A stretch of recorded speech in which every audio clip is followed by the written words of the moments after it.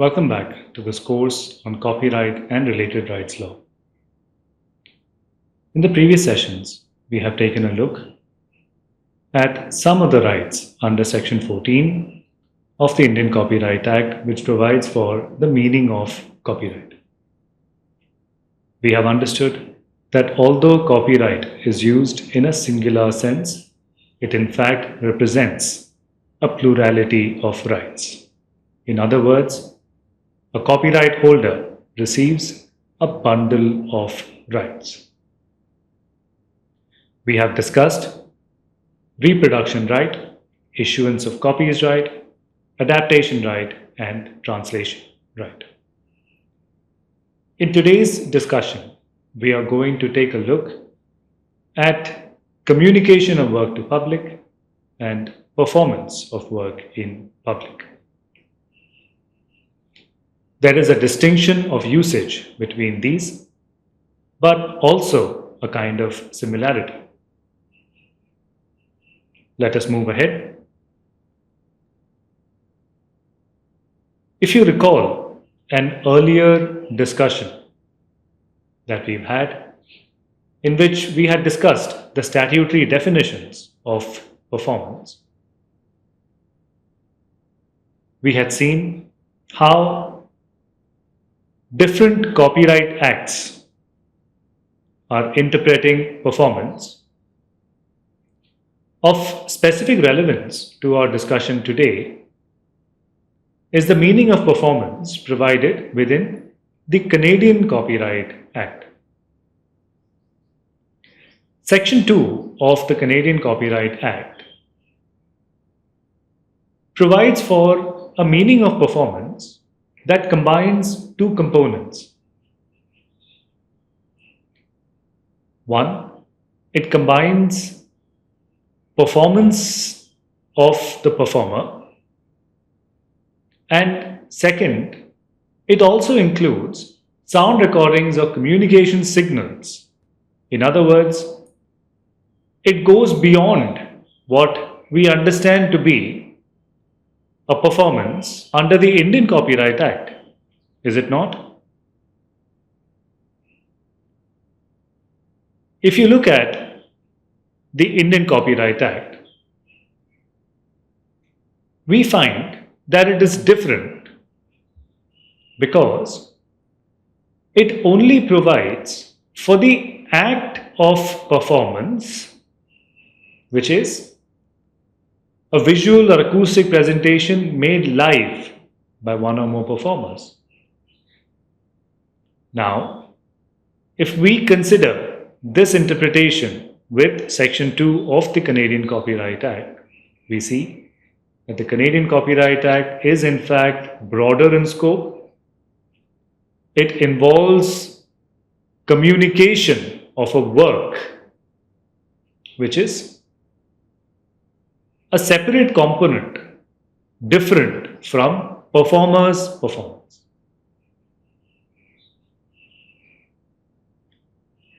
This distinction between what is an act of performance and what would be a process of delivering a work for the purpose of display or diffusion to the public is what forms the core of our discussion today. Consider an exhibition. Say, for example, an art gallery has opened its doors for members of the public to come and see the paintings that are on display at their premises. Such an exhibition is a display of those paintings directly. Is this not different from what we had understood as issuance of copies? I'm sure all of you are nodding your heads. You're saying yes, it is different. Communication to the public involves a display of such work, which happens in an exhibition. And as you can see, the meaning says a public display of works of art or items of interest held in an art gallery or museum or at a trade fair. You would notice that there is no act of performance as has been discussed in the Indian provision. Clearly, a performance under the Indian Act would not include display of a work. Let us consider our earlier discussion on broadcasting. Do you remember that we had discussed broadcasting to be communication to the public? In other words, when we consider performances, an act of performance, which is a visual or acoustic presentation made live, can be carried forth by broadcasting and therefore can be communicated to the public. We can say that broadcasting of a performance is in fact communication of the performance to the public. I hope we are able to make this distinction between performance in the Indian Act and what we are understanding as communication of the work or communication of the performance. Let us consider still another example. When you watch a film in a cinema hall or a theatre, is the film not being communicated to the public? Is this not completely different from one, issuance of copies, and two, performance? Is it not? Is the film not being played because a film is a recording? Is it not? Because a film is a recording, it is being played. And through such playing of the recording, it is being communicated to the public. It is incapable of being performed.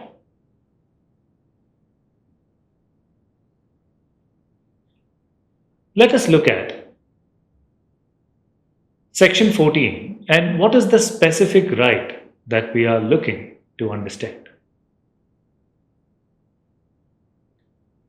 We had seen during our study on performances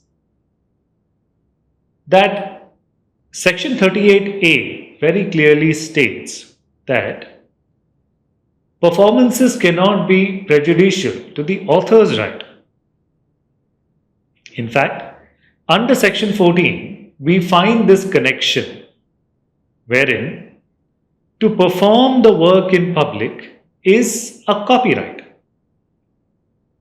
Therefore, if a singer has to sing the lyrics as well as the underlying composition, then such a performance will need authorization from the copyright holder. You can see that under 14 clause A, which talks about literary works, musical works, and dramatic works,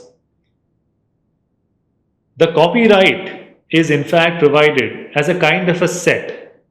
It says to perform the work in public or communicate it to the public. Now, in terms of whether performance of the work is also communication, you can say that it is. But the distinction that is being brought is that Performance is a way which is a distinct way of communication, whereas there are other ways of communication which are not performance but are purely communications. For example, broadcasting of a work does not necessarily require performance. And therefore, we can make a clear distinction between communications and performance. If you can see, in respect to cinematograph films, this first portion of a set, which seems to be present under 14 clause A, is absent in 14 clause D. With respect to films, the right is phrased as to communicate the film to the public. As you'd understand, this is because cinematograph films, being recordings, are incapable of performance. What can be performed are the underlying works, such as the musical work.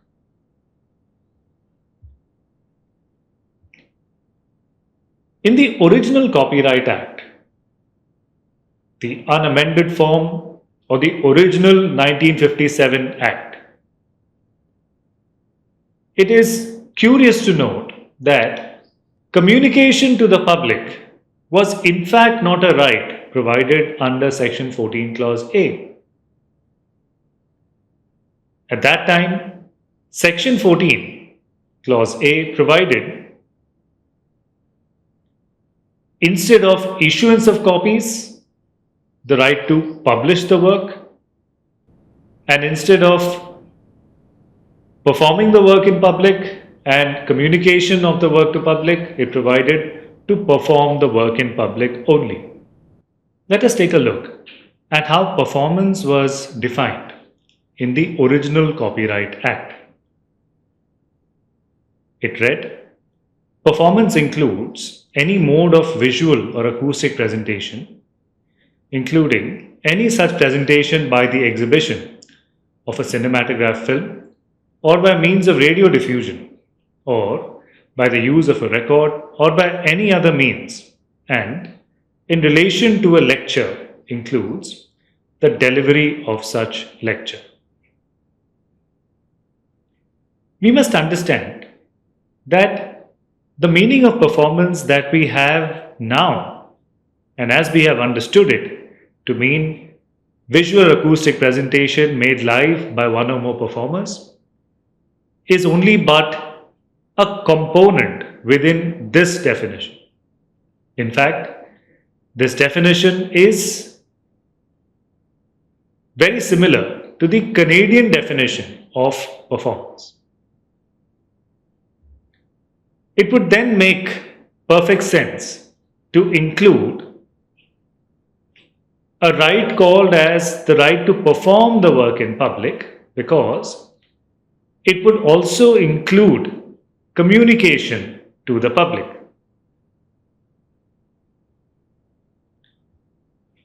In 1983, an amendment that was made to the Copyright Act introduced the phrase communication of work to public in terms of a definition for the first time. It was introduced in section 2 clause FF. But interestingly, section 14 clause A did not see this insertion. And therefore, to perform the work in public remained the way it was. Performance remained the way it was. Section 2 clause FF read that communication to the public means communication to the public in whatever manner, including communication through satellite. This insertion of communication to the public is more of a reflection of the growing technological improvements in terms of commercial utilization of works. It has little relevance in terms of any specific change that was being considered or made under Section 14, Clause 8. It was only in 1994 that the need for shifting performance as we understand it today from its combination with communications because of the insertion of performer rights in the Indian Copyright Act. In 1994, with the recognition of performers' rights, performance found a new definition, which is the definition we have discussed of a performance being a visual or acoustic presentation made live by one or more performers. Communication to the public also found a different interpretation, and this read: communication to the public means making any work available for being seen or heard or otherwise enjoyed by the public directly or by any means of display or diffusion other than by issuing of copies of such work, regardless of whether any member of the public actually sees, hears, or otherwise enjoys the work so made available. We can see that this particular definition would include any kind of display of the work and would technically also include, as we would understand, communications. We see that this definition talks about display or diffusion. The term diffusion here is a reference to communication happening through signal. And therefore, just like its predecessor from the 1983 amendment, Section 2 Clause FF, which spoke about communication, talks about a specific type of technological consideration to commercial utilizations. And therefore, it is distinct from the act of performance itself. Section 14, therefore, was amended, keeping in line this distinction, to now include the copyright which said to perform the work in public or communicate it to the public. The right to publish the work was also amended to now read to issue copies of the work to the public. The communication to the public definition that we find in the Copyright Act today is a still further refinement that was made through the 2012 amendment. In this particular amendment, communication to the public now reads: making any work or performance available for being seen or heard or otherwise enjoyed by the public directly or by any means of display or diffusion other than by issuing physical copies of it, whether simultaneously or at places and times chosen individually, regardless of whether any member of the public actually sees, hears, or otherwise enjoys the work or performance so made available. We can see that Section 2 Clause FF clearly makes a distinction between performance of the work and communication of the work and communication of the performance. As has been now provided under Section 2 Clause FF, communication to the public means making a performance also available for being seen or heard.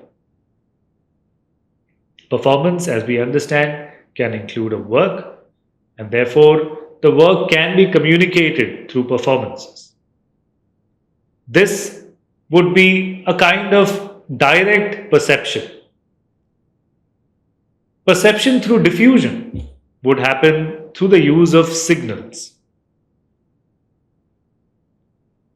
In keeping with tradition, this particular amendment also considers the technological improvements in terms of commercial utilizations, wherein it recognizes that such diffusions amounting to communication need not only be simultaneous, they could be at a time and place chosen individually.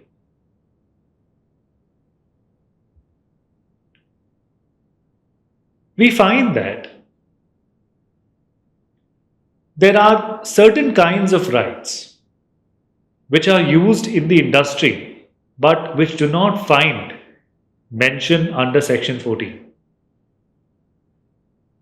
I am referring to these rights because they have a direct connection to communication and to performances as well. I am referring to mechanical rights and synchronization rights. Let us see what these rights are and whether performing right is any different.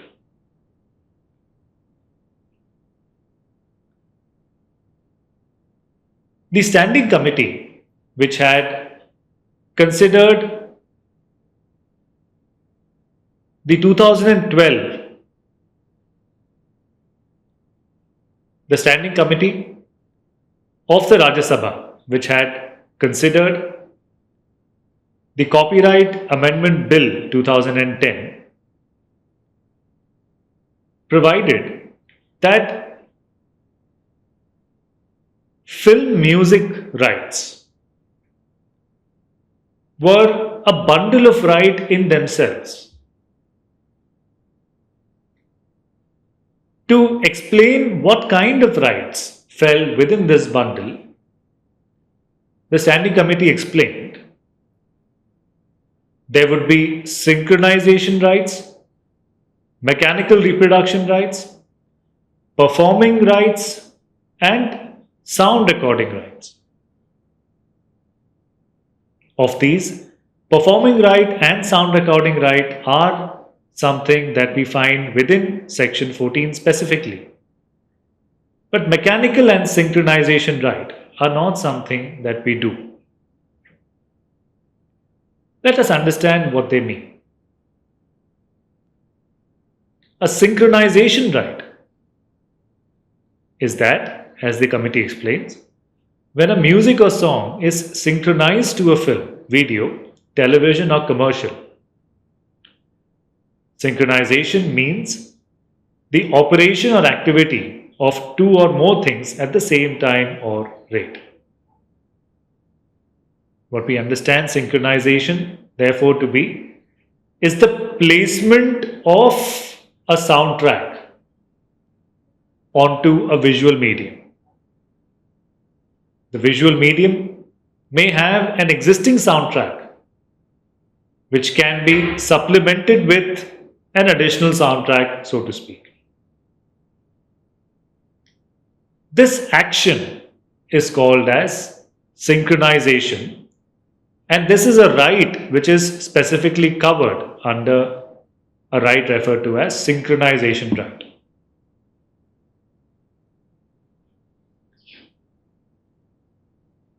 You would see that now when the film is communicated to the public, the music which has been synchronized with the visual recording is also getting communicated. Let us consider what performing rights are. According to the standing committee, performing rights are right to perform music in public, especially in broadcasting by TV or radio, restaurants, airlines, auditoriums, or public functions. We find that performing right, which would be interpreted as a right of performers, is rather a right which is vesting with authors. And as we have understood, an author's right to perform the work in public would in fact be the right to have a visual or acoustic presentation of the work made live. But that is not what this particular explanation of what performing right is means. Therefore, the industry meaning of performing right is different from what we would understand performing right to be under the Indian Copyright Act. Mechanical reproduction rights are a royalty paid to a songwriter whenever a copy of one of their songs is made. In that sense, mechanical reproduction rights are a kind of reproduction of a work in a material form. And it is not connected specifically to communication or performance. Sound recording rights, as we understand them in the Copyright Act, as rights over which ownership is vesting with sound recording producer or the author in that sense, is matching with the industry understanding. In the next session, we will take a look at rental rights, technological protection measures, and rights management information. Thank you for joining me. See you all in the next session. Thank you.